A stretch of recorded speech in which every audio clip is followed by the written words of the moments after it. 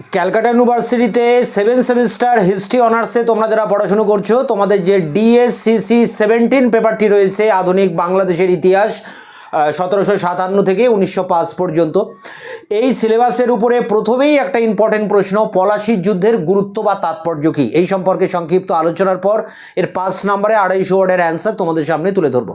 তা দেখো, সিলেবাসের প্রথমেই রয়েছে নবাবী যুগে বাংলা, অর্থাৎ সিরাজদৌলার নেতৃত্বাধীন বাংলাদেশের রাজনৈতিক অবস্থা। সেখানে প্রথম যে 20 নম্বরের প্রশ্ন সেটি হচ্ছে পলাশির যুদ্ধের কারণ বা সিরাজ ও ইংরেজদের বিরোধের কারণ। এর পরে যে সমস্ত প্রশ্ন রয়েছে, যে পলাশির যুদ্ধের গুরুত্বটা কী, পলাশির লুণ্ঠনটা কী, দেওয়ানি লাভ কী, দ্বৈত শাসন ব্যবস্থা কী, পলাশির ষড়যন্ত্র কী, এরকম একাধিক কিন্তু প্রশ্ন আছে। তা সেই জায়গা থেকে একটা প্রশ্ন, পলাশির যুদ্ধের গুরুত্ব, 5 নম্বরের প্রশ্ন। তা আমরা জানি 1757 23শে জুন পলাশির আমবাগানে একদিকে সিরাজ এবং অন্যদিকে ইংরেজ ইস্ট ইন্ডিয়া কোম্পানির মধ্যে এক যুদ্ধ হয়, অসম যুদ্ধ, এবং ষড়যন্ত্রের শিকার হয়ে সিরাজদৌলা কিন্তু এখানে পরাজিত হয়। বিশেষ করে তার সেনাপতি মির্জাফরের বিশ্বাসঘাতকতার কারণে এখানে নবাব পরাজিত হন এবং নবাবকে হত্যা করা হয় এবং বাংলার মসনদে বসেন মির্জাফর। মির্জাফরের সাথে ইংরেজ ইস্ট ইন্ডিয়া কোম্পানির আগে থেকেই একটা ষড়যন্ত্র ছিল, একটা চুক্তি ছিল। সেই চুক্তি অনুযায়ী মির্জাফরকে বাংলার নবাব করা হয়। এটা ছিল একেবারে তাৎক্ষণিক ফলাফল। কিন্তু ঐতিহাসিক ম্যালেসন বলছেন যে পলাশির যুদ্ধের যে ফলাফল এত সুদূর প্রসারী, এত স্থায়ী, এত প্রত্যক্ষ যে আর কোনো যুদ্ধে এমনটা দেখা যায় না। অর্থাৎ পলাশির যুদ্ধের পরোক্ষ ফল ছিল কিন্তু অনেক বেশি গুরুত্বপূর্ণ। সেই পরোক্ষ ফলটা কি আছে, আমরা এখানে 4টি কথা এখানে লেখা আছে, 4টি টপিক আছে, এটার উপরেই আমরা আলোচনা করব। কোম্পানির সার্বভৌমত্ব। তা বাংলাদেশে কোম্পানির সার্বভৌমত্ব প্রতিষ্ঠিত হয়। সার্বভৌমত্ব কথার মানে হচ্ছে সর্বভূমির উপরে যার আধিপত্য। তা বাংলাদেশের সমস্ত ভূমির উপরে আধিপত্য ছিল বাংলার নবাবের, কিন্তু এখন নবাব হয়ে পড়েছেন কোম্পানির নিয়ন্ত্রণাধীন। নবাব কাঠের পুতুলের মতো তিনি সিংহাসনে বসে আছেন, আর রাজনৈতিক, অর্থনৈতিক, সামরিক সমস্ত ক্ষমতা ইংরেজ ইস্ট ইন্ডিয়া কোম্পানি হস্তগত করে নিয়েছে। এই ইংরেজ কোম্পানি একটা সময় তারা বণিকের ছদ্মবেশে ভারতবর্ষে আসে এবং পরে তারা রাজনৈতিক শক্তিতে পরিণত হয় এবং একটা সময়ে তারা বাংলাদেশে বাণিজ্য করার জন্য নবাবের মুখাপেক্ষী হয়ে থাকতো এই কোম্পানি। কিন্তু এখন ব্যাপারটা উল্টে গেল, এখন কোম্পানিরই মুখাপেক্ষী হয়ে থাকছেন নবাব। অর্থাৎ সিংহাসনে কোন নবাব বসবেন বা সেই নবাব কতদিন রাজত্ব করতে পারবেন বা তাকে হটিয়ে আরেকজনকে নবাব করা হবে কি না, এ সব কিছু নিয়ন্ত্রণ করতে থাকে কোম্পানি। তাই কোম্পানি বাংলার সার্বভৌমত্ব ক্ষমতা প্রতিষ্ঠা করছে বা লাভ করছে। তাই এখানে প্রথম যে গুরুত্বের প্রথম পয়েন্ট, কোম্পানির সার্বভৌমত্ব প্রতিষ্ঠা, বাংলাদেশে কোম্পানি একচ্ছত্র আধিপত্য প্রতিষ্ঠিত হচ্ছে। এরপর দেখো ভারতীয় রাজনীতিতে প্রবেশ। তা যেহেতু বাংলাদেশে তারা ঘাঁটি গেড়েছে ইংরেজরা এবং বাংলাদেশের সূত্র ধরে বাংলাদেশের সম্পদ যখন তাদের হাতে এলো, সেই সম্পদকে কাজে লাগিয়ে ইংরেজ ইস্ট ইন্ডিয়া কোম্পানি ভারতবর্ষের ভিতরে বা অন্যান্য অঞ্চলেও তারা সাম্রাজ্য বিস্তার করতে থাকে। বাংলার পাশে ছিল অযোধ্যা। তা আমরা জানি বক্সারের যুদ্ধে অযোধ্যা পরাজিত হয়, অযোধ্যার নবাব সুজাউদ্দৌলা, এবং তার কাছ থেকে 50 লক্ষ টাকা ক্ষতিপূরণ নেওয়া হয়, কারা এলাহাবাদ প্রদেশ নেওয়া হয় এবং অযোধ্যাতে বিনা শুল্কে বাণিজ্য করার অধিকার পায়। তাহলে বাংলার পরে অযোধ্যা অর্থাৎ উত্তর পূর্ব ভারত ইংরেজরা কিন্তু দখল করে নিচ্ছে।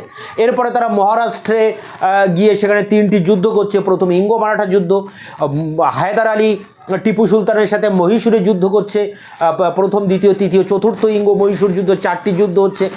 পাঞ্জাবে শিখদের সাথে যুদ্ধ করছে। এরকম বিভিন্ন জায়গায় তারা আধিপত্য স্থাপন করছে ভারতবর্ষের বিভিন্ন জায়গায়, এবং এর সূচনা হচ্ছে কিন্তু পলাশির যুদ্ধ থেকে। পলাশির যুদ্ধে জয়লাভ করার ফলেই ইংরেজদের হাতে এই সুযোগটা আসছে, তারা ভারতবর্ষের রাজনীতিতে অংশগ্রহণ করছে এবং একটা দেশীয় শক্তিকে পরাজিত করে তাদের সেই রাজ্যগুলো ইংরেজ সাম্রাজ্যভুক্ত করছে। অর্থাৎ বাংলাদেশকে কেন্দ্র করে ইংরেজ কোম্পানির এই জয়যাত্রার সূচনা হচ্ছে, আর এ সব কিছুই হচ্ছে কিন্তু পলাশির যুদ্ধের পরবর্তীকালে। তাই পলাশির যুদ্ধের একটা সুদূরপ্রসারী গুরুত্ব রয়েছে। কোম্পানি কী করছে দেখো, বাণিজ্যে একচেটিয়া আধিপত্য। তা বাণিজ্য করতেই কোম্পানি এদেশে এসেছিল, তা বাংলাদেশে বাণিজ্যের উপরে তারা একচেটিয়া আধিপত্য স্থাপন করে। পলাশির যুদ্ধের পর বাংলাদেশে যে সমস্ত ইউরোপীয় কোম্পানিগুলো ছিল, যেমন ডাচ ইস্ট ইন্ডিয়া কোম্পানি, ফরাসি ইস্ট ইন্ডিয়া কোম্পানি আর পর্তুগিজ ইস্ট ইন্ডিয়া কোম্পানি, যত বিদেশি, ইংরেজ বাদে আর যত বিদেশিরা ছিল বাংলাদেশে, সেই বাংলাদেশ থেকে তাদেরকে তাড়িয়ে দেওয়া হয়, এই সমস্ত ইউরোপীয় কোম্পানিগুলিকে, এবং তাদেরকে তাড়িয়ে দিয়ে সম্পূর্ণ একচেটিয়াভাবে ইংরেজরা বাংলাদেশে বাণিজ্য করতে থাকে বিনা শুল্কে, কোনো শুল্কও দিত না, আবার একচেটিয়া বাণিজ্য তারাই ভোগ করত। তাই বাংলাদেশের ব্যবসা বাণিজ্যের উপরে একচেটিয়া আধিপত্য স্থাপন করার ফলে ইস্ট ইন্ডিয়া কোম্পানির অর্থনৈতিক শক্তি অনেকটা বেড়ে যায়, সেই শক্তি তারা অন্যত্র কাজে লাগাতে থাকে। তাই পলাশির যুদ্ধের ফলে কি হচ্ছে, যে বাংলায় একচেটিয়া আধিপত্য ইংরেজ কোম্পানির প্রতিষ্ঠিত হচ্ছে। এরপর দেখো রয়েছে যে নতুন যুগের সূচনা। তা নতুন যুগের সূচনার আগে আরেকটা জিনিস আমাকে দেখতে হবে, যে পলাশির যুদ্ধের ফলে বাংলার রাজনীতিতে একটা জটিলতা তৈরি হচ্ছে।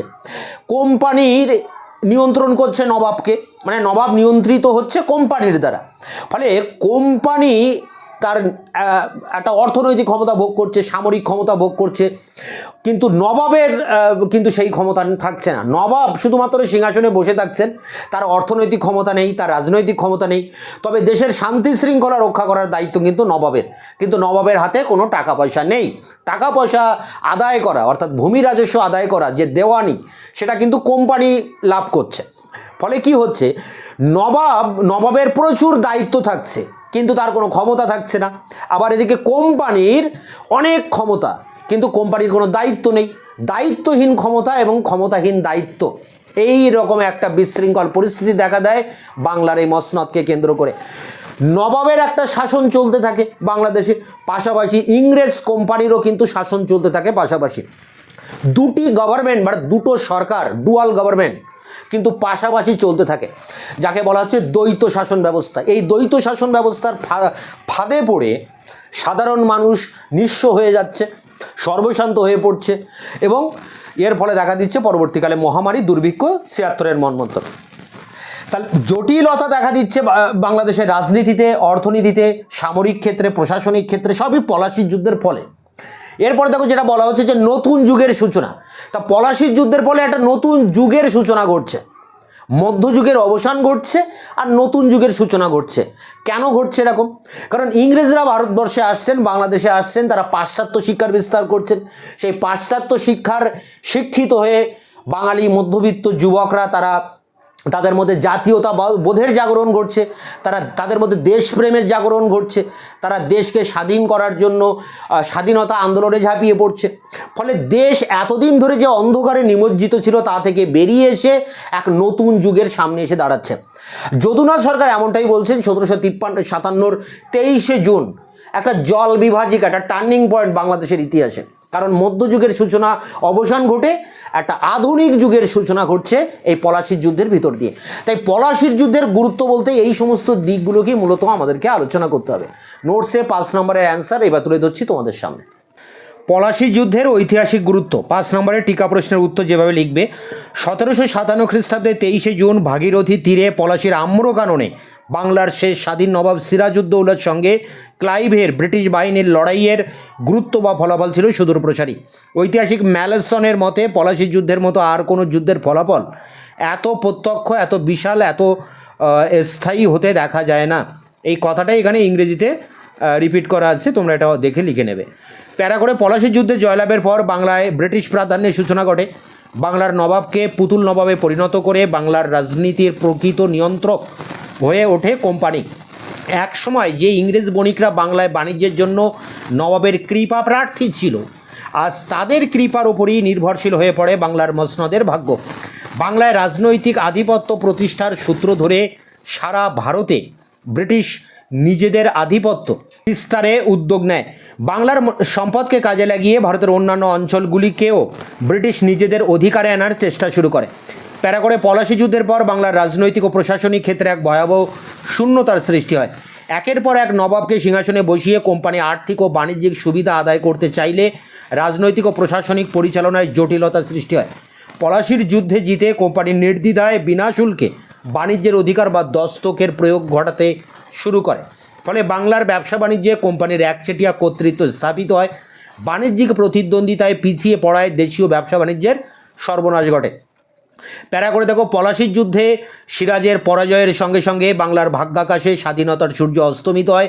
রবার্ট ক্লাইভের সঙ্গে ষড়যন্ত্রে লিপ্ত হয়ে মির্জাফর, রায় দুর্লভ, জগৎ শেঠ, উমিচাঁদ, ইয়ার লতিফ প্রমুখ বাংলার স্বাধীনতার অবসানে প্রত্যক্ষ ভূমিকা নেন। তাই ঐতিহাসিক রমেশচন্দ্র মজুমদার লিখেছেন, ইংরেজ অস্ত্রের সহজাত উৎকর্ষ অপেক্ষা বিশ্বাসঘাতকরাই পলাশির যুদ্ধের ফলাফল নির্ধারণ করেছিল। পলাশির যুদ্ধের পর ইংরেজরা এদেশে শাসন ক্ষমতা প্রতিষ্ঠিত করতে চাইলে পাশ্চাত্য শিক্ষা ও ভাবধারার স্পর্শে ভারতের সমাজ ও সভ্যতার নবজাগরণ ঘটে। ফলে মধ্যযুগের অবসানের সঙ্গে সঙ্গে আধুনিক যুগের সূচনা ঘটে।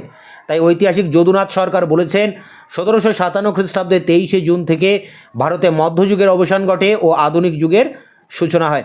প্যারা করে একটু ছোট করে এখানে উপসংহার লিখতে হবে। পলাশির যুদ্ধে জয়ের মাধ্যমে ব্রিটিশ ইস্ট ইন্ডিয়া কোম্পানি ভারতে তার ঔপনিবেশিক শাসনের প্রথম ধাপ অতিক্রম করে। ডক্টর তারাচাঁদের মতে পলাশির পরাজয় ভারতের দুর্বলতাকে স্পষ্ট করে দিয়েছিল। তো এই ছিল পলাশির যুদ্ধের ঐতিহাসিক গুরুত্ব। 5 নম্বরের টিকা প্রশ্নের উত্তর, এটি সংগ্রহ করে পরীক্ষার প্রস্তুতি নাও। এই পেপারের বেশিরভাগ প্রশ্নের উত্তর চ্যানেলে আপলোড করা আছে, এই ভিডিওর ডেসক্রিপশন বক্সে তার লিঙ্ক দেওয়া আছে। দেখা হচ্ছে অন্য ভিডিওতে।